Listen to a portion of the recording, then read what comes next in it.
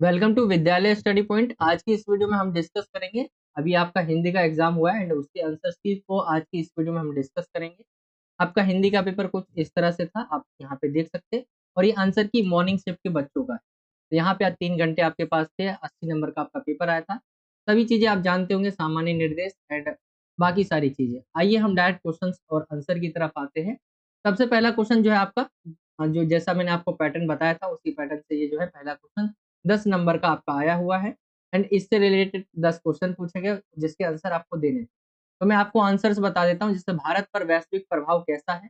तो यहाँ पे कुछ शुभ है कुछ अशुभ है। अगर आप इसके अंदर देखेंगे तो राइट आंसर आपका ऑप्शन ग निकल कर आ जाएगा। एंड इसके अंदर जाएंगे तो आपको आंसर मिल जाएगा। देखिए कहाँ लिखा हुआ है, इसमें से कुछ शुभ है और तो कुछ अशुभ है। यहाँ पे बताया हुआ है भारत ने भी जो है अनेक वैश्विक प्रभाव ग्रहण किए, इनमें से कुछ शुभ है तो कुछ अशुभ है।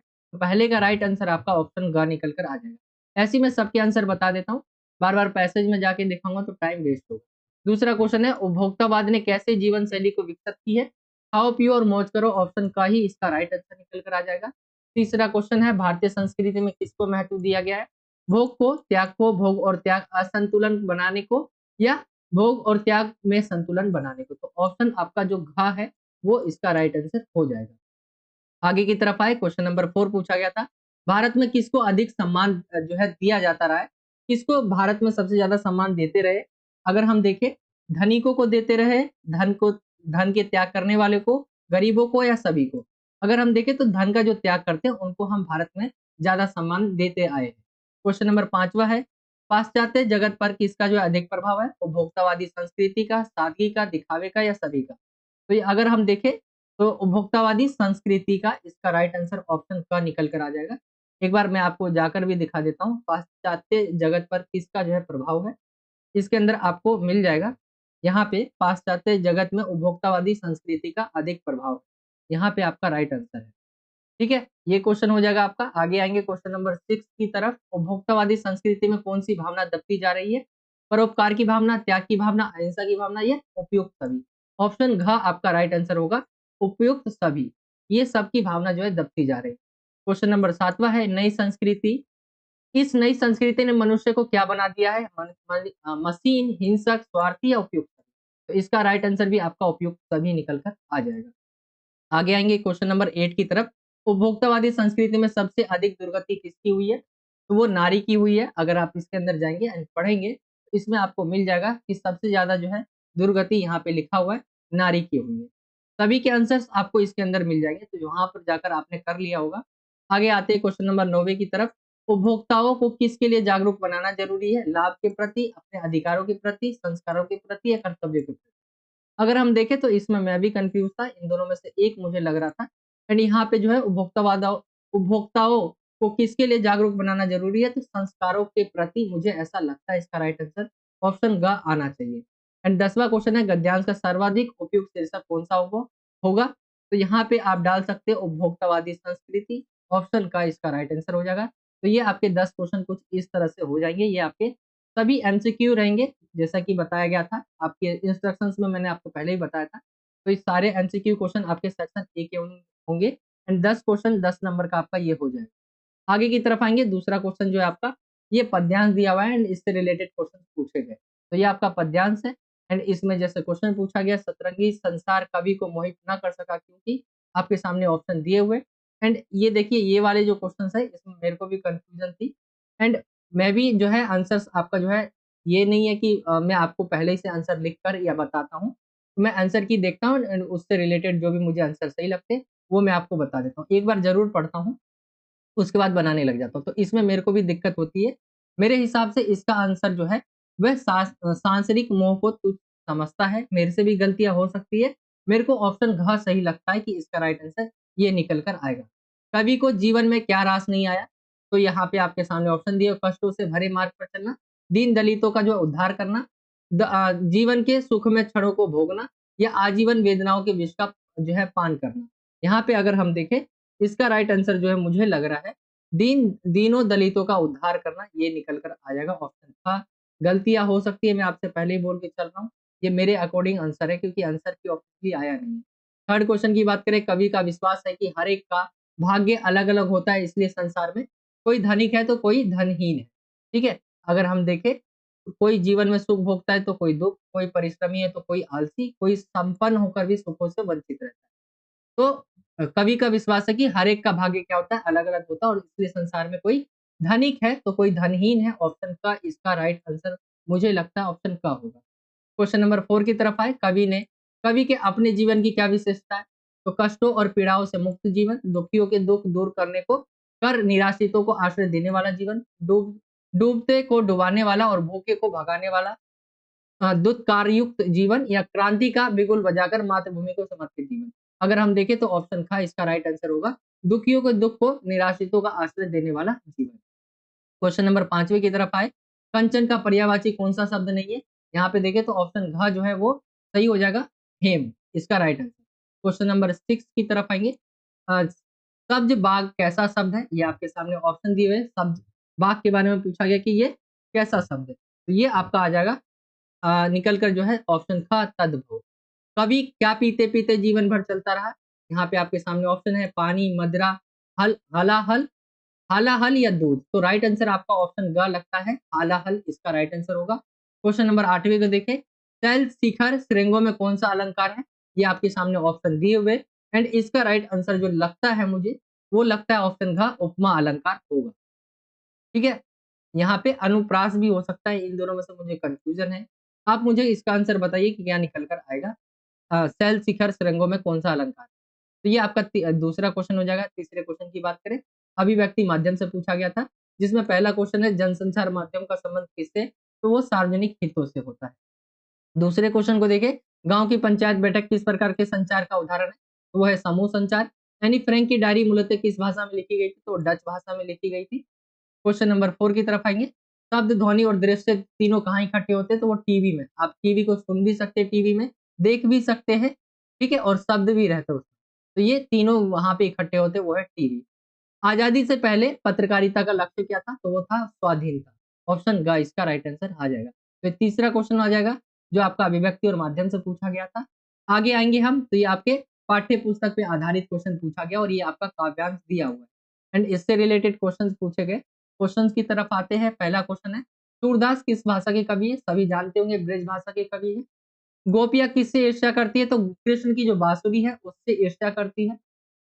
तीसरा क्वेश्चन है, सुजान कनोड़े जो है किसे कौन है? मैंने आपको करवाया था क्वेश्चन आंसर में, कृष्ण के लिए कहा गया था ये। नार नाववती नवावती में कौन-सा अलंकार है? ये आपके सामने ऑप्शन दिए हुए हैं एंड यहाँ पे राइट आंसर आपका ऑप्शन ग निकल कर आ जाएगा, अनुप्रास अलंकार। गिरिधर का अर्थ है, यहाँ पे पूछा गया है गिरिधर, तो पर्वतों को उठाने वाला। आप कृष्ण को गिरिधर के नाम से भी जानते होंगे, कई सारे गिरिधर कहते होंगे, तो पर्वतों को उठाने वाला कहा जाता है, जब वो अपनी एक उँगली पर जो है पूरा पर्वत उठा लेते हैं, तो उसी से रिलेटेड है। तो ये क्वेश्चन हो जाएगा आपका क्वेश्चन नंबर 4 एंड आगे की तरफ आएँगे, तो ये आपका जो है जो दिया हुआ है, ये गद्यांश दिया हुआ है एंड इससे रिलेटेड क्वेश्चंस पूछे गए। नीचे की तरफ आएँगे, इसमें आपको हिंट मिल जाता है एंड क्वेश्चंस देखिए, अगर हम उपयुक्त गद्यांश किस पाठ से लिया गया है? दोपहर के भोजन से लिया गया ये। घर की स्थिति कैसी है? तो घर की स्थिति देखिए हम तो दयनीय है, इसको आपने पढ़ा होगा इस चैप्टर को तो। तीसरा जो क्वेश्चन है, ये आपका जो है कथन दिया हुआ है एंड कारण दिया हुआ है। नौकरी से छँटनी होना आत्मसम्मान की बात है, तो आत्मसम्मान की बात नहीं होती है। विदेश में व्यापार करने से जो है छँटनी होती है। विदेश में व्यापार करने से छँटनी होती है।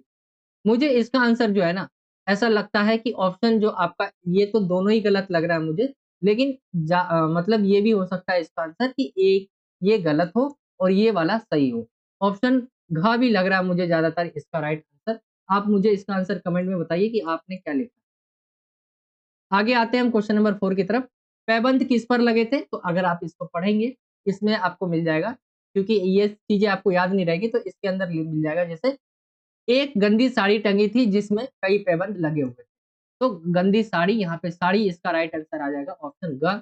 मुंशी जी किस विभाग में काम करते थे? तो मकान किराया नियंत्रण विभाग के अंदर काम करते थे। इसका भी आंसर जो है हिंट आपको यहाँ पे मिल जाएगा, पूर्व मकान किराया नियंत्रण विभाग। तो ये आपका जो है हो जाएगा ये गद्यांश, इससे रिलेटेड क्वेश्चन। आगे आते हैं क्वेश्चन नंबर 6 की तरफ। मिलान आया था, तो मिलान देखिए, अगर हम आर्ट क्या है, कला का एक रूप है और पहले का चौथा हो जाएगा। ऑप्शन को भी देख लेते हैं हम, इससे हमें आगे करने की जरूरत नहीं पड़ेगी।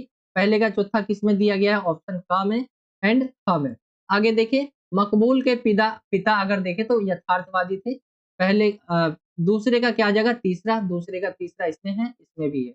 आगे पढ़ते, मराठा योद्धा अगर हम देखें तो तलवार ढाल इसका जो है तीसरे का दूसरा हो जाएगा। तीसरे का दूसरा ऑप्शन का इसका जो है पूरा राइट आंसर निकल कर आ जाएगा। बेंद्रे की पेंटिंग मॉडर्न आर्ट, ये आपका मिलान कुछ इस तरह से होगा ये। क्वेश्चन नंबर दूसरे की तरफ आएंगे। बेंद्रे द्वारा जो है कैनवास पर बनाई गई पेंटिंग का क्या नाम था? तो बैंक बार्ड था ये। ऑप्शन खा इसका राइट आंसर होगा। तीसरा क्वेश्चन है, मकबूल के पिता जो है विंसर न्यूटन ऑयल ट्यूब और कैनवास किसने मंगवाए थे? मकबूल के लिए जो है किसने मंगवाए थे? तो उसके पिता ने मंगवाया होता है। ऑप्शन का इसका राइट आंसर होगा। दादा की मृत्यु के बाद हुसैन किस स्थान पर बैठकर रोता था? तो दादा के बिस्तर पर। पांचवा क्वेश्चन है, मकबूल ने गांधी जी का पोर्ट्रेट जो है ब्लैक बोर्ड पर कब बनाया था? तो गांधी जयंती के दिन, जो कि 2 अक्टूबर को होता है। ये आपका क्वेश्चन हो जाएगा। छठे की तरफ आए, किस फिल्म का पोस्टर देखकर मकबूल को ऑयल पेंटिंग बनाने का विचार आया था? तो वो सिंहगढ़ जो था, उसको देखकर जो है इसके मन में जो विचार आया ऑयल पेंटिंग का। क्वेश्चन नंबर 7वां देखिए, मकबूल के कितने मित्र थे? तो वो 5 मित्र थे। आपने पढ़ा होगा मकबूल के 5 दोस्तों के बारे में। तो ये सारे एमसीक्यू आपके इस तरह से हो जाएँगे। कुछ गलतियाँ हो सकती है, मेरे से भी हुआ, ऐसा नहीं है, ऑफिशियली आंसर की नहीं है। बट मैंने जितना पढ़ा है आपकी किताब को एंड जितना मैंने करा है उसके अकॉर्डिंग मुझे ये सही लगते हैं। ये हो जाएगा आपका section A. And section B में जो क्वेश्चंस आएँगे वो आपके वर्णनात्मक क्वेश्चन होंगे। जैसे यहाँ पे एक क्वेश्चन देखें, तो चांदनी रात का दृश्य था, इसी के अर्थ में रेलवे स्टेशन का दृश्य था। दृश्य लेखन करना था, तो मैंने दृश्य लेखन करके यहाँ पे दिखाया हुआ है चांदनी रात का दृश्य। कुछ इस तरह से आप यहाँ पे देख पाएँगे। यहाँ पे दिया हुआ है चांदनी रात के दृश्य के बारे में। अब ज़रूरी नहीं है आपने सेम लिखा हो, क्योंकि ये आपको अपनी भाषा में लिखना था, जैसा कि मैं बता रहा था। मैं आंसर देने के लिए आपको कर रहा हूँ। एक रेलवे स्टेशन का दृश्य अथवा में दिया होता है, तो मैंने ये भी आपको करके दिखा दिया है। कुछ इस तरह से ये दृश्य लेखन होगा। हाँ, यहाँ पे कट्टू लिखा हुआ नहीं है, तो कट्टू यहाँ पे भी होगा। ठीक है? तो ये आपका कुछ इस तरह से जो है हो जाएगा, पहला क्वेश्चन दृश्य लेखन से। आगे देखिए दूसरा जो क्वेश्चन है आपका, जो क्वेश्चन 8वां, इसमें आपको जॉब लेटर लिखना था। पत्रकार के लिए जो है पद बचे हुए। मुख्य संपादक को जो है एक आवेदन पत्र लिखना है हिंदुस्तान समाचार पत्र में। इससे रिलेटेड अगर हम आंसर देखें इसका, तो कुछ इस तरह से लिखा हुआ है परीक्षा, यहाँ पे आप यहाँ पे देख सकते हैं। एंड यहाँ पे मुख्य संपादक हिंदुस्तान समाचार पत्र, एड्रेस दिया है, फिर उसके बाद विषय दिया हुआ है, फिर महोदय, फिर उसके बारे में अपने बारे में कुछ बताना है। एंड अपने आप को मैं इस पद के जो है उम्मीदवार के रूप में प्रस्तुत कर रहा हूँ, और मैं आपको आश्वस्त करता हूँ कि यदि आप मुझे अवसर देंगे तो मैं अपना कार्य क्या है, पूर्ण लगन, परिश्रम और निष्ठा से करूंगा।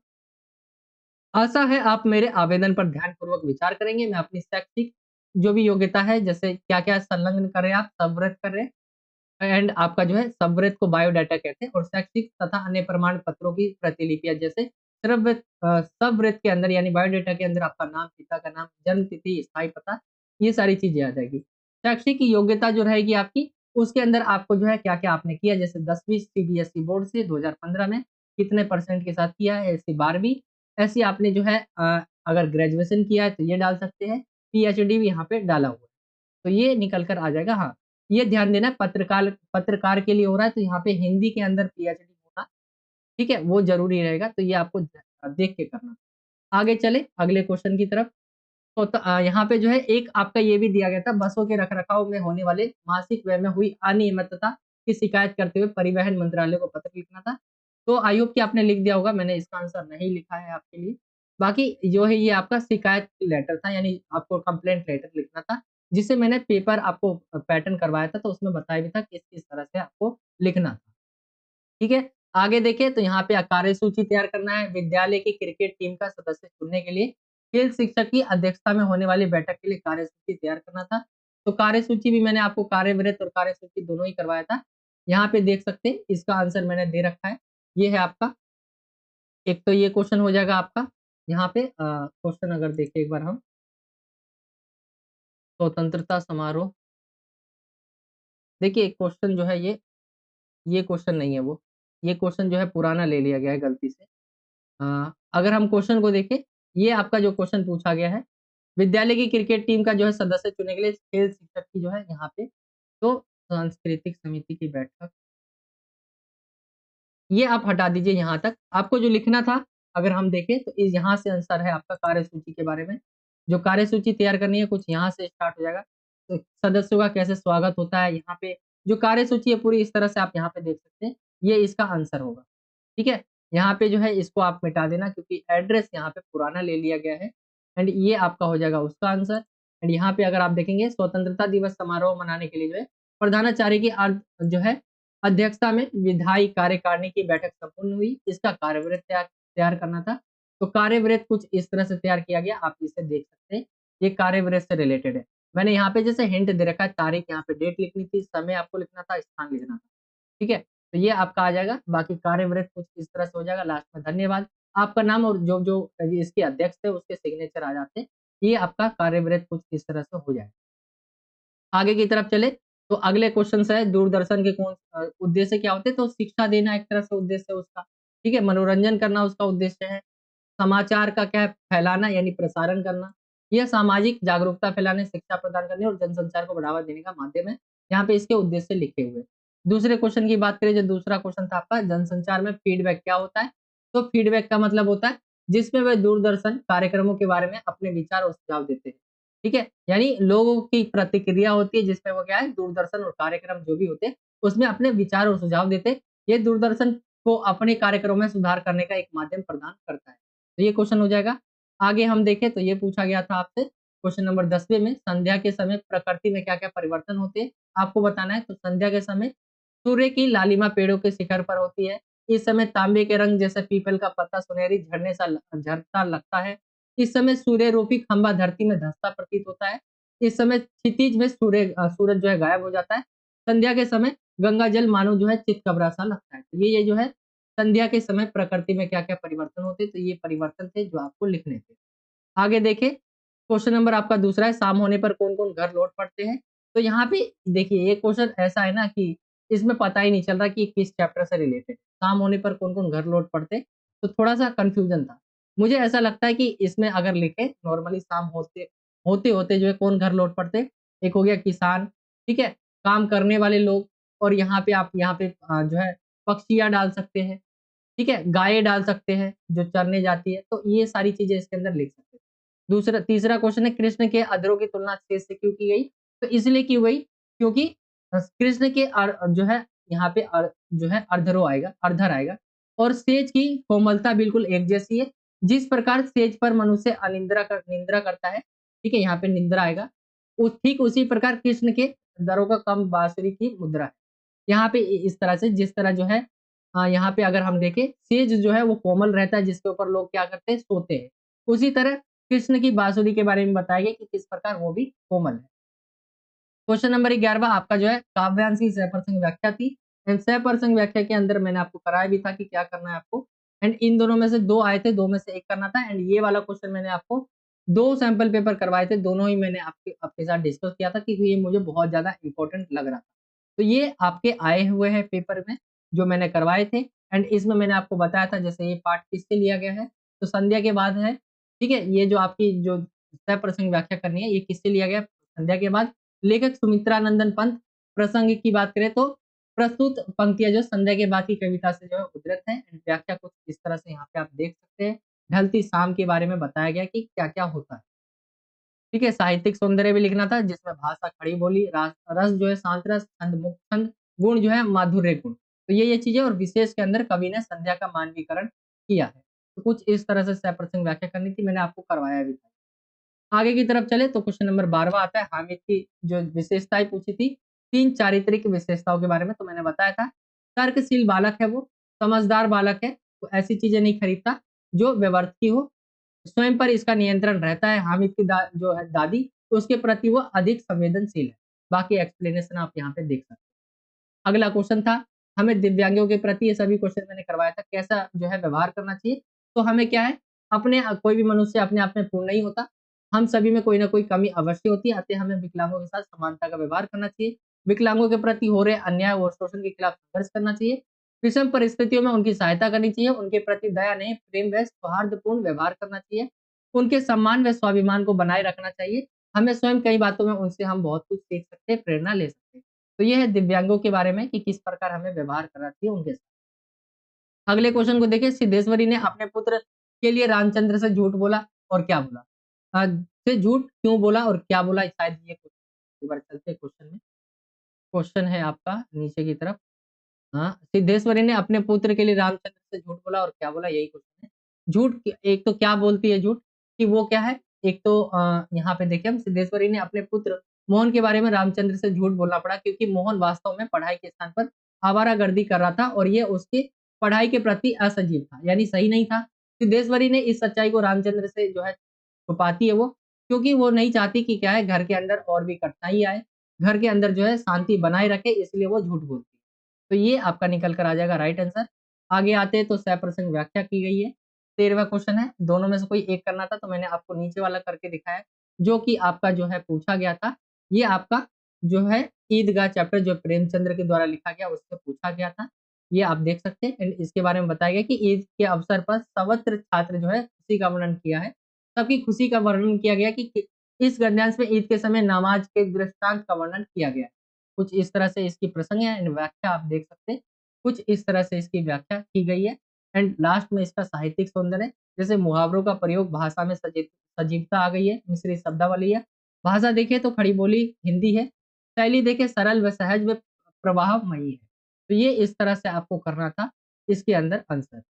आगे की तरफ आएंगे, क्वेश्चन नंबर लास्ट बचता आपका 14वां। इसके अंदर पूछा गया था मकबूल का अपने दादा से विशेष लगाव था, क्वेश्चन कराया था मैंने। क्यों लगाव था, कब पता चलता है हमें, जब उसके दादा की मृत्यु हो जाती है और वो फिर जो है अपने दादा के कमरे में जाकर जो है बंद रहने लग जाता है और अपने दादाजी की जो बिस्तर है उनकी जो भूरी अचकन ओढ़कर इस प्रकार सोता था जैसे कि वो अपने दादाजी से लिपट कर सोया हो।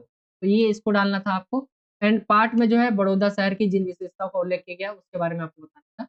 तो बड़ौदा शहर की अगर बात करें तो महाराजा सियाजी राव गायकवाड़ का साफ सुथरा शहर बड़ौदा। शहर में दाखिल होने पर हिज हाइनेंस की 5 धातुओं से बनी मूर्ति, शानदार घोड़े पर सवार दौलती बरतानिया के मेडल लटकाए, चीना ताने दूर से दिखाई देती, दारुल तुलबा यानी छात्रावास, मदरसा, होमिया, सी बाई माता रोड, गेडी केट, तालाब किनारे सुलेमानी जमात का बोर्डिंग स्कूल, ये सारी क्या है इसकी विशेषताओं के अंदर आ जाएगी। तो ये आपका हो जाएगा इसका आंसर एंड ये आपका पूरा आंसर की था हिंदी का। आई होप आप समझ गए होंगे और आई होप कि आपका पेपर अच्छा गया होगा। क्वेश्चन आंसर मैंने जो कराए थे वो वही पूछे गए एंड एमसीक्यू आपके बहुत इजी थे, कठिन नहीं था। हिंदी का पेपर मैं कहूँ तो बहुत इजी आया था, ज्यादा हार्ड नहीं था आपके लिए। अगर आपने आपका अगर अगर आपने ये क्वेश्चन सही किया हो, एक तो कार्यसूची, कार्यवृत्त और आपका लेटर, ये दोनों चीजों में आपको दिक्कत आई होगी, बाकी में आपने कर लिया होगा और एक सह प्रसंग व्याख्या में आ गई होगी। लेकिन सह प्रसंग व्याख्या मैंने आपको करवा दी थी और वही आया है, तो मुझे नहीं लगता कि आपको दिक्कत आई होगी। बाकी ये था आपका हिंदी का आंसर की। आई होप कि आपको वीडियो अच्छा लगा होगा। वीडियो अच्छा लगा तो वीडियो को लाइक करें, शेयर करें अपने दोस्तों में। चैनल पर नहीं हो तो चैनल को जरूर सब्सक्राइब करें। मैंने ये सिर्फ आंसर की बनाने के लिए यूज किया। ये पुराना यहाँ पे 2022-23 लिखा हुआ है, मैंने आंसर की बनाने के लिए इसका यूज किया था बनाने के लिए। बाकी यही था आज का वीडियो। चलिए मिलता हूँ आपसे अगली और एक्साइटिंग वीडियो में। हाँ, कोई डाउट रहता है तो आप मुझसे इंस्टाग्राम पे पूछ सकते हैं। मेरी इंस्टाग्राम आईडी है कृष्णा साहनी 08 करके, कृष्णा साहनी 08 करके आप वहां पे जाएंगे इंस्टाग्राम पे एंड वहां पे आप मुझसे पूछ सकते हैं आपका कोई भी डाउट होता है। चलिए मिलता हूँ आपसे अगली और एक्साइटिंग वीडियो में। जब तक के लिए जय हिंद, जय भारत, वंदे मातरम।